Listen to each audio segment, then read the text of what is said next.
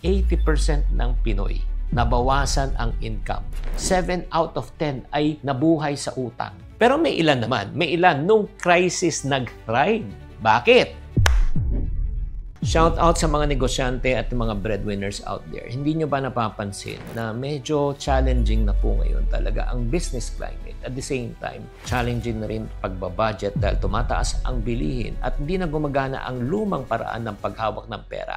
Ha? Paano na ang gagawin natin? Paano tayo magre-respond? Yan ang pag-usapan po natin. Hi there, this is Chinkitan, your pambansang wealth coach. Meron tayong mapait na katotohanan na kailangang pag-usapan.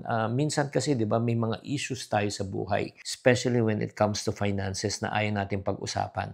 Specifically, if you're a breadwinner na alam mo humihina na yung benta mo, humihina na ang pasok ng pera mo, pero hindi mo naman sinasabi sa mga mahal mo sa buhay. Diba? So in the process, sila tuloy-tuloy pa rin ang maggastos, parang feeling wala naman nangyari, pero ikaw stress na stress ka. At umabot na sa punto na bigla na lang parang sumabog ka ng parang bulkan. Hindi ba kayo marunong magtipid? Hindi nyo ba alam na hirap na po ang kumita ng pera ngayon? Well, hindi nila problema yan. Ang problema dahil hindi nyo pinag-uusapan. Kaya nga, very important po right now. Ikaw bilang negosyante naman, kailangan mag-pivot na rin po kayo sa hirap na rin talaga sa pataas ng bilihin, cost of material, cost of goods, mga taxes na inimpose po sa atin na dating wala. Ngayon, dinagdagan po mga taxes. So in other words, ikaw bilang negosyante, alam mo naman to na hindi ka talaga pwede agad magtaas ng presyo. Pag nagtaas ka ng presyo ng produkto mo, anong mangyayari?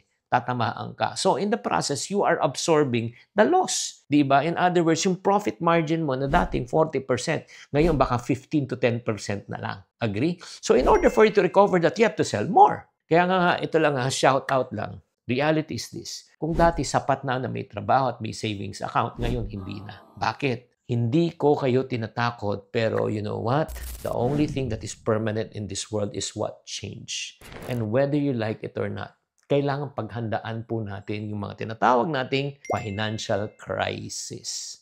Ano po yung mga financial crisis na pinag-uusapan natin? Naalala nyo yung panahon ng pandemic. So, maraming nawalan ng trabaho. Maraming taong nagising. Ay, akala ko stable na ako, pero isang emergency lang. Ubus na lahat. According to Bangko Sentral of Philippines, 25% of the adults have savings. So, 75% wala. Walang emergency fund. So, ask yourself kung dumating ulit ang crisis bukas. Ikaw na nakikinig at nanonood, huwag naman po sana mangyari ulit. Handa ka na ba? Pakitype lang sa comment section kung yes or no.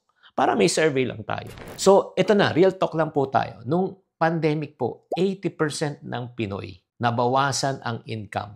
7 out of 10 ay nabuhay sa utang. Bakit? Yun nga, nawalan ng trabaho. Yung business nag-collapse. And even professionals realize, pag wala silang financial cushion or tinatawag na emergency fund, wala. Pero may ilan naman. May ilan nung crisis nag-thrive. Bakit? Kasi nga may emergency fund sila. Hindi lang iisa ang source ng income nila. Multiple. Diba? Kaya ano po ang bagong rules para mapaghandaan natin? So, handa na ba kayo? Ito na. Naalala ba yung 2020, yung gabi na tahimik ang kalsada, yung utak mo gising sa takot dahil nga sa pandemic, parang tinasabi mo, paano ko matutustos ang pangailangan ko? And I know that feeling. We don't want that to happen again. At doon mo na-realize at napagtantuan na hindi lang talaga sapat ang sipag at tiyaga kung wala kang tinatawag na financial direction. Ang bagong laban ngayon ay dapat hindi lang tayo kumayod, kailangan matuto tayo magplano. So what are the new rules of money after a crisis? Number 1, maging matalino tayo. Starting now, build a crisis fund. Ito yung tinatawag na hindi lang emergency fund. Ito yung emergency fund 2.0. Dati, pag sinasabi natin mga 3 to 6 months, no. Dagdagan na natin 6 to 12 months. Data shows household with emergency savings like 3 times less likely to fall into utang during a crisis. That's number 1. Number 2, income diversification is a must na. Hindi lang pwede. Yung tinatawag natin na never put your eggs in one basket. It doesn't only apply yung tinatawag natin investment. It applies first to cash flow. No more one job, one source. But make sure lang before you open the second income, make sure lang ito po, mga kapatid, babala. Never kill the goose that lays the golden egg. Kung anong pinaka-main source of income mo, protect it. Kung yan ang trabaho mo, don't open another opportunity that may conflict of interest. Make sense? Number 3, ang kailangan po natin gawin, invest in skills. before investing.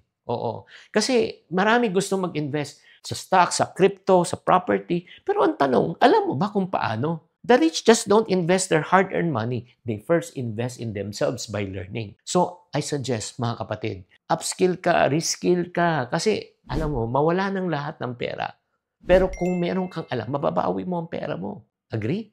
I always also tell people, not only in terms of investment, but in terms of investing in skill. You are just one skill away to double your income. May kaibigan ako dati na hindi marunong siya mag-online selling. So, pinag-aralan niya online selling. To cut the long story short, in 1 year, na 10x niya yung income niya. Kasi nakapag-start siya ng online business. Kaya, alam mo mga kapatid, kung kaya niya, kaya mo rin. Kaya ikaw, kung pagod ka na, at gusto mo nang matanggal ang pagod mo, yung stress mo, financial stress mo, hindi ka dapat mabuhay sa takot tuwing may crisis. Ito ng panahon na pwede kang gumawa ng bagong kwento. Isang kwento ng kaalaman, isang kwento ng pagpaplano, at isang kwento na may direksyon. So, my encouragement to you is this: the rule of money isn't about getting rich quick. It's about financial planning. It's about income diversification. It's about investing in new skills so that you'll be able to protect yourself from another crisis. Kaya mga kapatid, kung gusto nyo maiwasan ng financial crisis, mag-join na kayo sa channel na ito, mag-subscribe na kayo, maghanda na kayo, at sumama na kayo sa Kaipunaryo. Don't forget to subscribe on this channel. Tatandaan, tamang karunungan, tamang disiplina po ang susi sa pagyaman. Chinky Tan, with over 6 million Facebook followers, 2.8 million YouTube subscribers, and 2.4 million TikTok fans, is now all out to share with you the most practical, simplest path to lasting wealth.